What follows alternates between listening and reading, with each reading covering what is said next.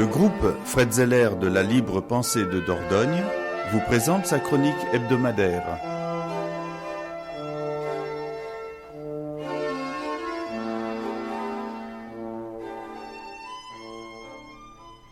Bonjour à nos auditeurs du lundi pour cette chronique du groupe Fred Zeller. Bonjour. Donc aujourd'hui, nous allons poursuivre la présentation des débats qui ont conduit à l'adoption de la loi de 1905 et Jean-Jacques va donc aborder un certain nombre d'éléments. 4 mars 1905, Aristide Briand dépose un rapport de 340 pages sur le bureau de l'Assemblée. 21 mars 1905, un long débat va s'engager avec d'un côté des monarchistes, les conservateurs et les cléricaux qui, campés sur leur position, veulent garder les avantages financiers découlant du Concordat. D'autre part, on va voir des libres penseurs radicaux, très radicaux même, parce que certains veulent complètement expulser la religion, le clergé, de la vie sociale française. Alors aujourd'hui, Jean-Jacques va aborder la réponse que Aristide Briand a fait aux premiers arguments de la droite cléricale, et puis il bossera également un portrait rapide de Maurice Allard, le chef de file des durs, entre guillemets, mangeur de curés, et les arguments qu'il va donc avancer pour, dans le débat qui va s'engager pendant plusieurs jours, permettre d'élaborer une certaine conception. Jean-Jacques. Oui, donc la semaine dernière, j'évoquais les arguments développés par Grousseau, député du Nord, professeur de droit à la faculté catholique de Lille, par l'abbé Guéraud, député du Finistère, et puis bien d'autres.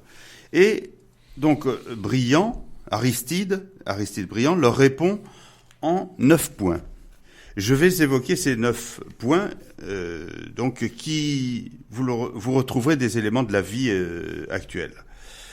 Donc le 6 avril, Briand répond, d'une part, que l'Église aurait un grand intérêt moral à la séparation. Ça peut sembler surprenant. Il expose aussi que le bilan du Concordat a avantagé l'Église. Le Concordat, souvenez-vous, 1801, Napoléon Bonaparte passe un accord avec le Vatican, donc il nomme les évêques et il paye le clergé, il paye la structure. Donc c'est ça que veulent garder les conservateurs.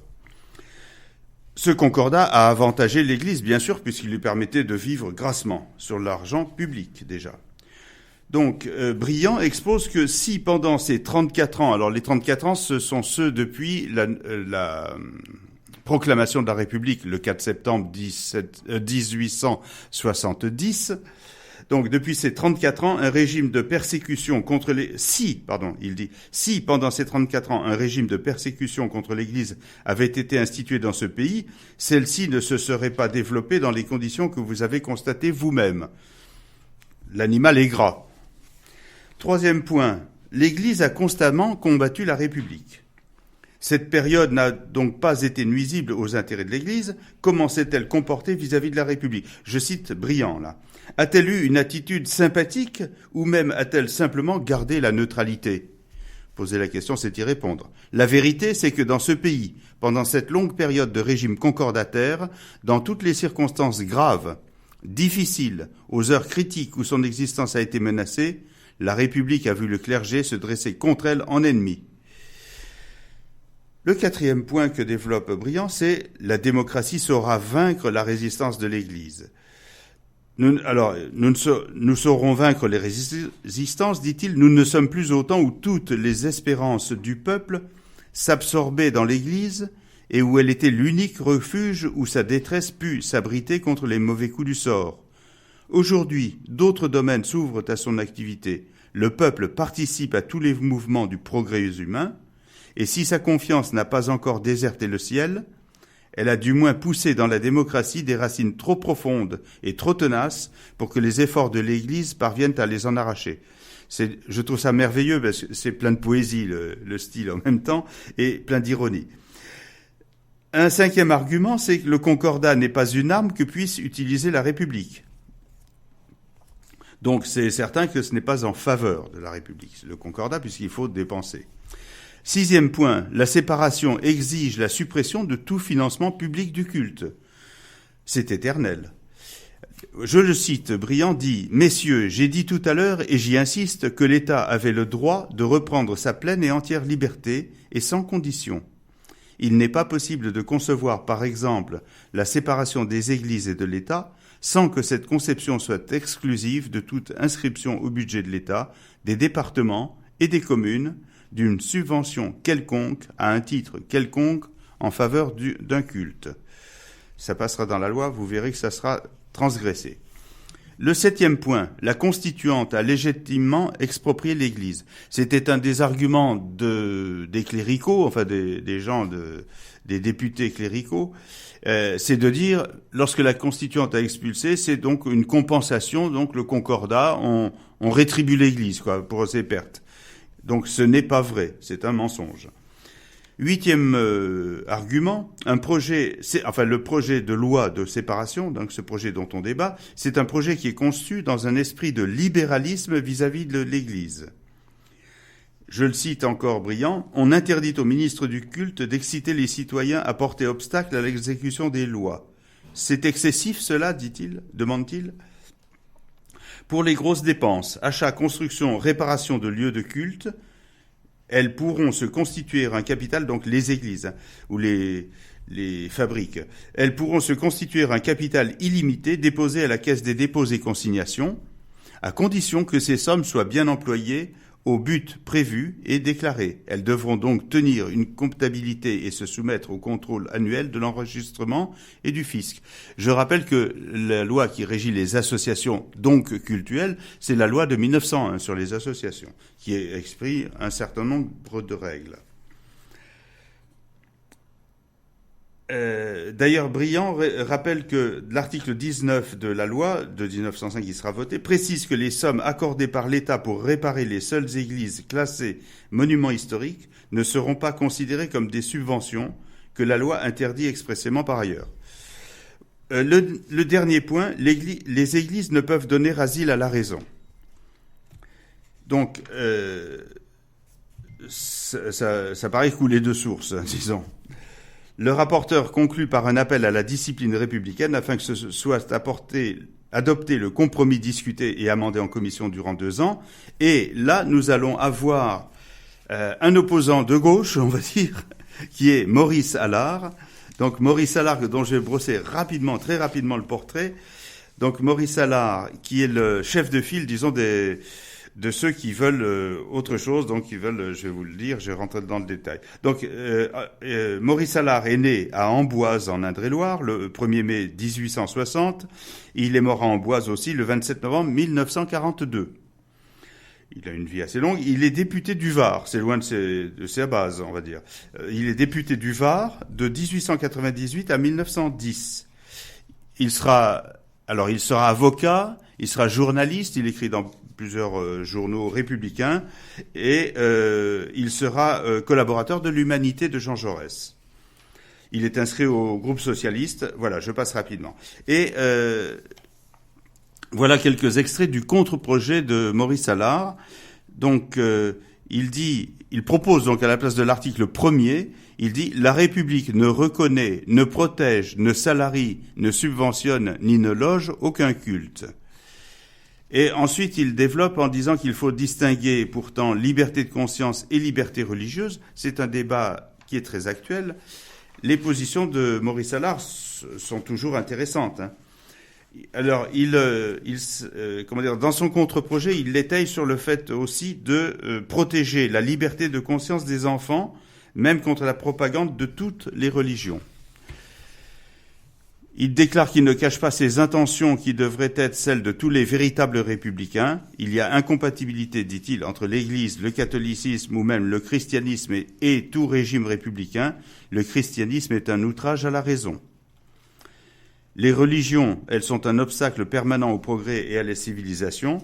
Donc, je prends sa conclusion. Nous combattons donc la religion parce que nous voyons dans la religion le plus grand moyen qui reste encore entre les mains de la bourgeoisie, entre les mains des capitalistes, pour conserver le travailleur dans son état de dépendance économique. Voilà pourquoi nous faisons la guerre à tous les cultes et pourquoi nous en sommes les adversaires les plus acharnés.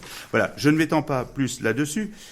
parce que, d'abord, l'heure tourne, et parce que je voudrais évoquer le soutien pour Maurice Allard, le soutien de quelqu'un qui à l'époque vivait encore, qui était Édouard Vaillant. Édouard Vaillant, un communard, donc qui était dans les dirigeants de la commune, qui soutient les positions d'Allard, parce qu'il dit le mouvement ouvrier français est anticlérical. Et je vais vous citer quand même rapidement ce que dit Vaillant. Donc, la séparation des églises et de l'État est une nécessité du développement de la démocratie socialiste et de la classe ouvrière. C'est à ce titre que la séparation est une réforme dont la valeur sociale est, à mon avis, considérable. Tant que l'Église n'aura pas entièrement disparu, tant que la laïcisation de la société ne sera pas faite, notre tâche ne sera pas achevée. Ce résultat ne peut être atteint que par la révolution qui opérera avec l'émancipation du prolétariat, la transformation sociale de la société. Mais la séparation des églises et de l'État nous permet de marcher activement dans cette direction. Voilà. Bon, je m'arrête là dans la citation. Briand répond à ce contre-projet, donc en disant qu'il n'est pas question de supprimer, enfin pas de suppression des églises par l'État, que le projet qu'il propose, donc ce projet de loi, est un projet large qui concilie les intérêts de l'État avec la liberté de conscience. Lorsqu'il propose au vote le contre-projet de Maurice Allard, donc soutenu par un certain nombre d'autres députés, donc le vote donnera comme résultat le rejet par 494 voix contre 68. Donc voilà pour, disons, cet essai d'une radicalisation, on peut dire. Ce n'était pas à l'époque, c'était pas ce que voulait, semble-t-il, le corps, le corps de l'Assemblée nationale, le corps des députés. Je pense que je vais terminer mon propos. Oui, bon. Oui, voilà. Oui, je crois qu'il nous reste 2 minutes. Donc il nous reste 2 minutes. Voilà. À la conclusion. Oui, donc finalement, on le reverra là, puisque je crois qu'on va consacrer encore au moins une émission à cette explication des débats sur le vote de la loi de 1905. Les débats sur les articles 1 et 2 surtout, c'est le plus important. Les 2 premiers articles qui constituent les piliers de cette loi. Et je dirais que la conception qui s'est affirmée au cours des débats sur la loi de 1905, c'est cette conception de la liberté de conscience, et qu'il y a eu effectivement des incompréhensions autour de cette conception. On le voit avec ce courant radical dont vient de parler Jean-Jacques, mais on peut le comprendre en même temps. L'Église qui avait étouffé l'ensemble de la société, c'était l'une des raisons qui avait conduit à la Révolution française, donc à la fin du XVIIIe siècle, s'est reconstituée par les failles, par les interstices qui lui ont été laissés, par les problèmes non traités dans la période de la Révolution française.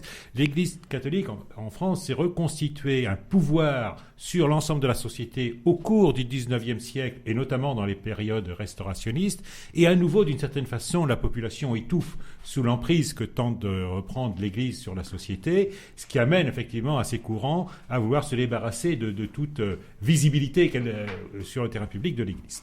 Alors, c'est la liberté de conscience qui est gagnante, et puis la liberté de conscience, c'est également ce qui va être au centre de la projection d'un film que le groupe Fred Zeller vous propose à laquelle le groupe Zeller vous propose de venir assister dimanche prochain, 21 juin à 15h au foyer socio-culturel. 14h30, pardon. Au foyer socio-culturel de Trélissac.